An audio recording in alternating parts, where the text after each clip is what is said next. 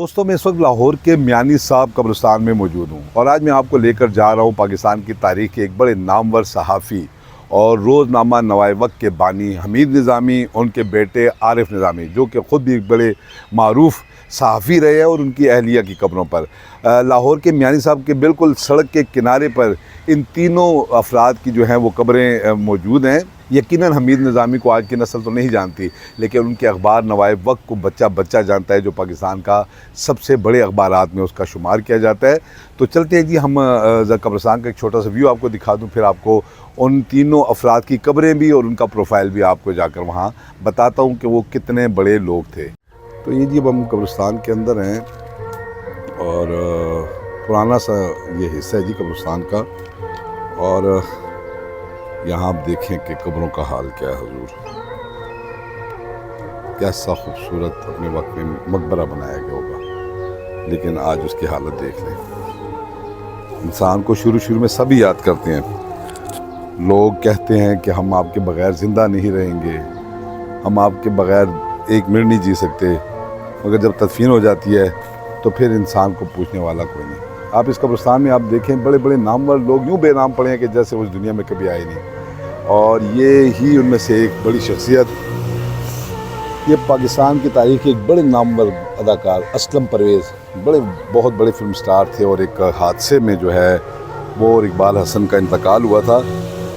दोनों की कब्रें करीब ही हैं, ताहम अहाते मुख्तलिफ हैं, लेकिन आप कब्र की हालत देख लें जी। और इनकी फैमिली के मतलब भी मुझे ये पता लगे, चूँकि खुद भी जागीरदार ख़ानदान से थे। और लेकिन कदबे का हाल देख लें जी, कदबा ज़मीन के अंदर जा चुका है और अब इस पर आगे किसी ने मेहरबानी करते हुए मिट्टी डलवाई है, जिसकी वजह से ये थोड़ी सी कब्र नज़र आई, वरना कुछ अर्सा पहले तो इस कब्र का नामो निशान तक मिटने वाला था। ये पीछे जी एक सैयद ज़फ़र इकबाल साहब की कब्र आप देख रहे होंगे। ये जर्नलिस्ट थे जी, 1998 में इनका इंतकाल हुआ और आलमोस्ट 107 बरस की उम्र में इनका इंतकाल हुआ। अल्लाह इनकी बख्शिश फरमाए जी। तहरीक खिलाफत के बड़े निडर और बेबाक जांबाज सहाफ़ी थे, सैयद ज़फ़र इकबाल ज़फ़र। तो अल्लाह बख्शिश फरमाए जी उनकी। और ये कब्रों का हाल आप देखते जाएंगे।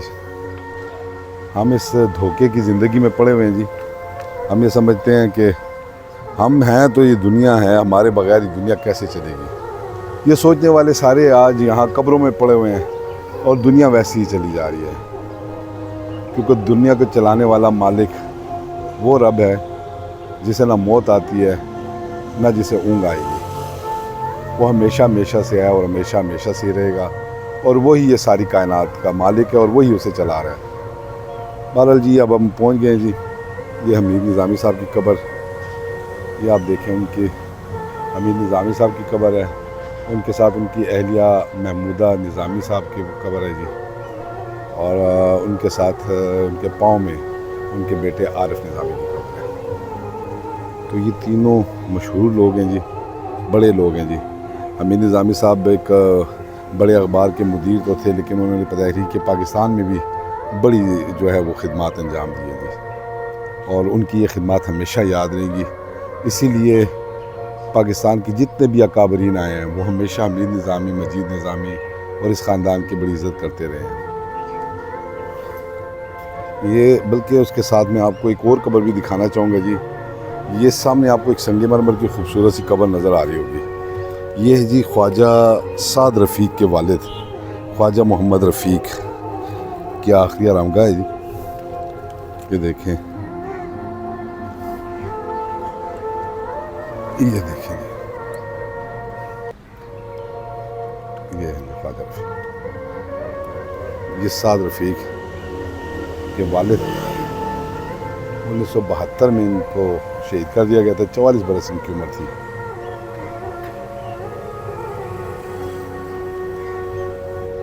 मोहब्बत करने वालों को आबिद खान का मुहब्बत सलाम। और दोस्तों, पाकिस्तान की तारीख में बहुत से सहाफ़ियों ने बड़ा नाम कमाया, मगर जो मकाम व मर्तबा हमीद निज़ामी, उनके छोटे भाई मजीद निज़ामी और आरिफ निज़ामी को हासिल हुआ, वो यकीनन कम ही लोगों के हिस्से में आया। हमीद निज़ामी पाकिस्तान के एक बड़े अखबार नवाए वक्त के जो है वो बानी मुदीर थे। उन्होंने ये अखबार निकाला। उनकी वफ़ात के बाद उनके भाई मजीद निज़ामी ने ये ज़िम्मेदारियाँ संभाली اور نوائے وقت آج بھی پاکستان کے بڑے اخبارات میں سے ایک ہے۔ گو کہ آج کی نسل تو حمید نظامی سے شاید واقف نہ ہو، لیکن ان کے بیٹے عارف نظامی سے آج کی نوجوان نسل بھی واقف ہے، خصوصاً عمران خان اور ریحام خان کی جو ہے وہ شادی کی خبر انہوں نے ہی بریک کی تھی، جس کی وجہ سے انہیں پوری دنیا میں شہرت حاصل ہوئی تھی۔ میں اس وقت لاہور کے میانی صاحب قبرستان میں حمید نظامی کی قبر پر موجود ہوں، ان کے ساتھ ان کی اہلیہ کی قبر ہے اور ان کے پاؤں کی جانب عارف نظامی کی قبر موجود ہے، اور یقیناً پاکستان کی صحافتی تاریخ میں ہمیشہ حمید نظامی، مجید نظامی اور عارف نظامی کا نام ایک روشن ستارے کی مانند چمکتا رہے گا۔ حمید نظامی ایک ایسی شخصیت جس کا صحافت اور تحریک پاکستان میں بڑا اہم کردار رہا ہے۔ لاہور کی علمی فضا میں جنم لینے والے حمید نظامی بچپن سے ہی ذہین اور بے باک تھے۔ ان کی دلچسپی سیاست، ادب اور صحافت میں تھی۔ وہ مسلم لیگ کے نظریے سے متاثر ہوئے اور جلد ہی انہیں احساس ہوا کہ مسلمانوں کی نمائندگی کرنے والا مضبوط میڈیا ضروری ہے۔ یہ وہ دور تھا جب ہندو پریس زیادہ طاقتور تھا اور مسلم لیگ کا موقف دبانے کی کوشش کی جاتی تھی۔ حمید نظامی نے فیصلہ کیا کہ وہ ایک ایسا اخبار نکالیں گے جو مسلمانوں کی آواز بنے گا۔ 1940 میں انہوں نے اخبار نوائے وقت کی بنیاد رکھی۔ شروع میں وسائل کم تھے، دفتر چھوٹا تھا اور مالی مشکلات بھی زیادہ تھی، لیکن حمید نظامی کے حوصلے بڑے تھے۔ وہ راتوں کو خود خبریں ترتیب دیتے، مضامین لکھتے اور اخبار کی نگرانی کرتے۔ رفتہ رفتہ نوائے وقت مسلم لیگ کا طاقتور ترجمان بن گیا۔ قیام پاکستان کی تحریک میں اس اخبار نے عوام کے جذبات کو بیدار کیا۔ حمید نظامی نے اپنے اداریوں میں مسلمانوں کو اتحاد، قربانی اور آزادی کا پیغام دیا۔ قائد اعظم محمد علی جناح بھی حمید نظامی کی صحافتی جرأت سے متاثر تھے۔ کہا جاتا ہے کہ قائد اعظم نوائے وقت کے موقف کو اہمیت دیتے تھے، کیونکہ یہ اخبار پاکستان کے نظریے کی مضبوط حمایت کرتا تھا۔ حمید نظامی نے صرف خبریں ہی نہیں دیں، بلکہ ایک قوم کے خواب کو لفظوں میں ڈھالا۔ 1947 میں پاکستان تو بن گیا، مگر حمید نظامی کی جدوجہد ختم نہ ہوئی۔ اب ان کے سامنے ایک نیا چیلنج تھا، نئے ملک میں نظریاتی صحافت کو زندہ رکھنا۔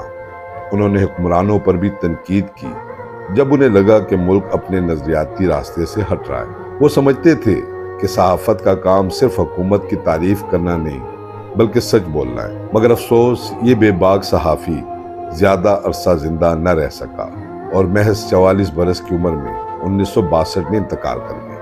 ان کی وفات پاکستانی صحافت کے لیے ایک بڑا نقصان تھی۔ تاہم ان کے بعد ان کے بھائی مجید نظامی نے نوائے وقت کو سنبھالا، اور آج بھی یہ ادارہ ان کے نظریات کی گواہی دیتا ہے۔